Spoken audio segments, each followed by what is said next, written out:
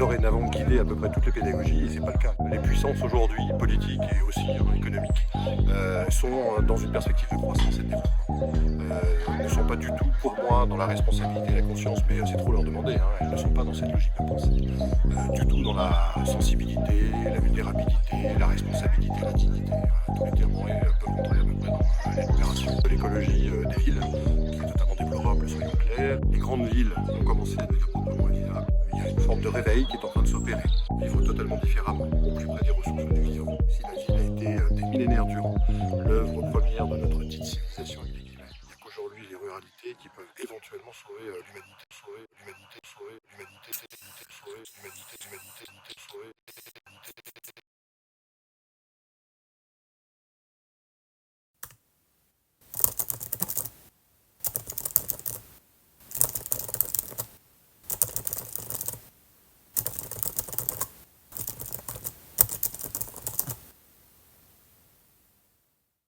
Vous êtes Guillaume Faburel, vous êtes professeur à l'université Lyon 2, à Lyon.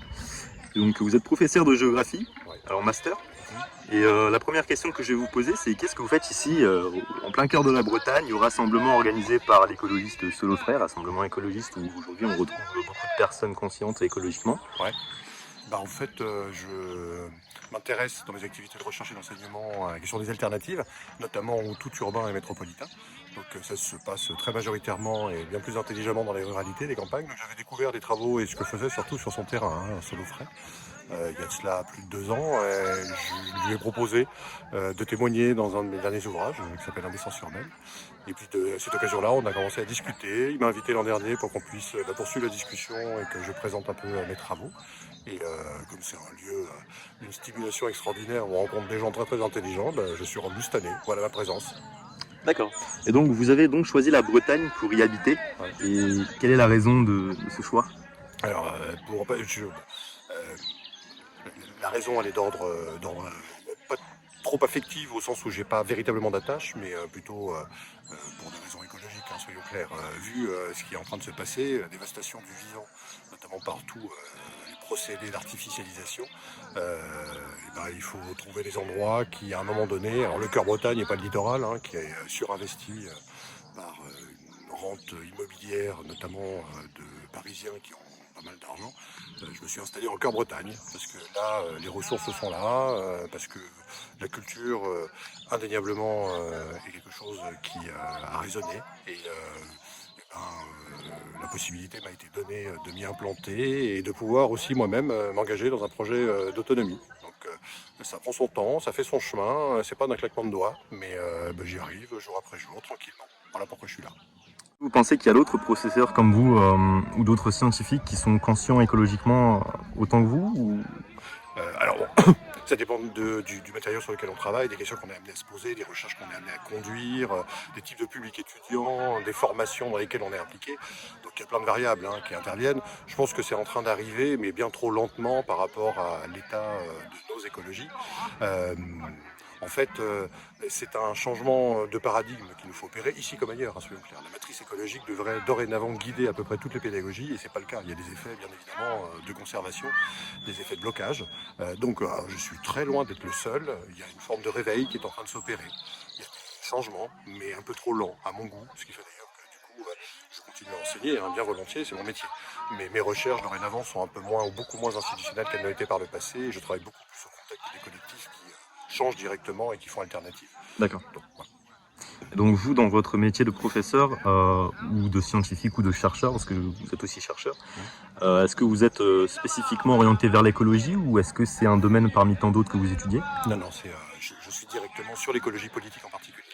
En fait, j'ai fait toute ma carrière scientifique sur les problématiques environnementales, d'abord autour des villes, puisque j'ai lentement, je ne suis pas très rapide, très certainement, mais compris patiemment que le problème c'était les villes, leurs écologies, les effets environnementaux, autour d'enquêtes qui ont été menées avec des habitants, des gens qui se posaient la question de pourquoi tel projet d'aménagement, pourquoi tel développement, pourquoi autant de béton, pourquoi autant d'artifices.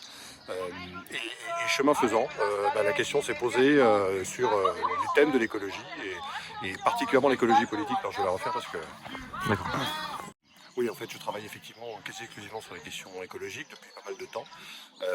D'abord autour des environnements urbains, de l'écologie des villes, qui est totalement déplorable, soyons clairs, et de plus en plus autour de l'écologie des ruralités ou de l'écologie des campagnes.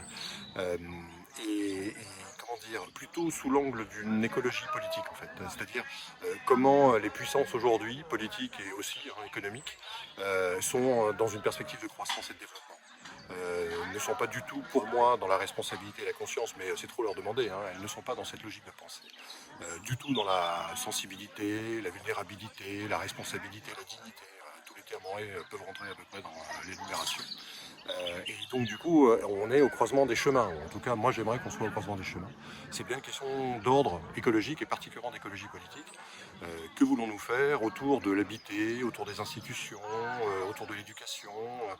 La ville, en fait, nous a, comment dire, formés à un sentiment d'abondance, d'opulence, de délivrance, hein, même matérielle. Quand on y vit, on ne sait pas d'où vient ce que l'on mange, d'où vient l'énergie pour se chauffer, où ont été extraits les matériaux pour pouvoir habiter, avoir un toit éventuellement. C'est autour de cette écologie de la matière, mais qui renvoie à un ordre politique de la décision et donc de l'action, que j'oriente beaucoup aujourd'hui mes axes de réflexion et mes terrains de recherche.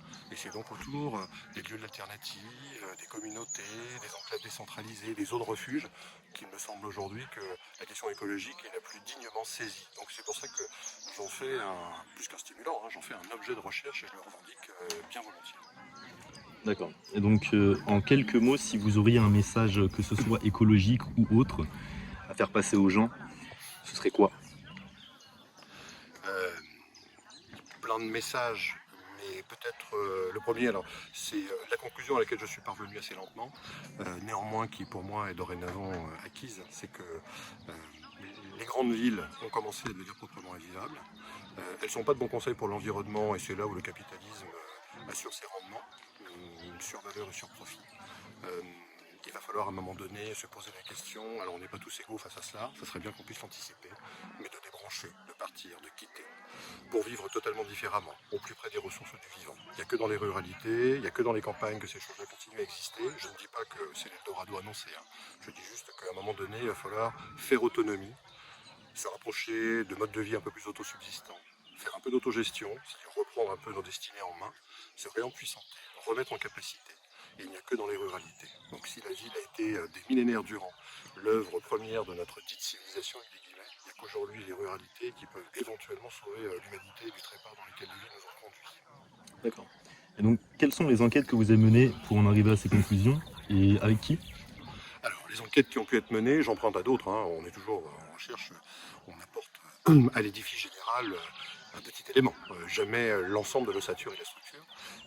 Ça fait en fait, sans que ça soit véritablement dit, non pas puisqu'il y aurait une théorie du complot, mais parce que ça ne rentre pas dans les schémas dominants d'une idéologie urbaine métropolitaine, mais ça fait plus de 60 ans qu'on sait que les grandes densités urbaines, que le niveau d'artificialisation, que le béton qui coule à flot est de moins en moins accepté par les citadins et les résidents. Voilà. La question de l'habité urbain est en fait à bas bruit depuis plusieurs décennies, largement posée par plusieurs enquêtes, mais bien évidemment, l'intérêt du capital étant celui de la concentration de l'agglomération et donc des grandes villes converties en métropole, ces choses-là n'éclosent pas comme élément du débat. Ça veut donc dire que moi, je m'appuie sur des recherches qui viennent compléter ce que l'on sait depuis pas mal de temps et qui l'affinent sous l'angle notamment de l'écologie. Par exemple, on a mené des enquêtes au moment des canicules en 2019 dans des grandes villes en France, et notamment dans le sud de la France, et ça a convergé avec l'idée que plus de 30% des gens souhaiteraient dorénavant, avec un peu d'aplomb et avec un peu d'assurance, vivre très très différemment et quitter ces grandes concentrations et ces grandes agglomérations. Donc je travaille beaucoup autour de terrains, d'enquêtes auprès d'habitants, d'entretiens très ouverts, de questionnaires un peu plus fermés par moment, de groupes de discussion pour essayer de déployer cette chose-là.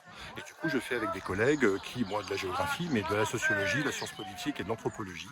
Et plus largement, on a constitué un mouvement autour de ça, qui unit aussi d'autres disciplines, de l'urbanisme, de l'aménagement, de l'architecture, qui se pose aussi des questions, et qui s'appelle le mouvement post-urbain. Donc c'est pour une société écologique post-urbaine, et qui organise des événements et qui essaye de forcer la mise en débat de ces questions-là.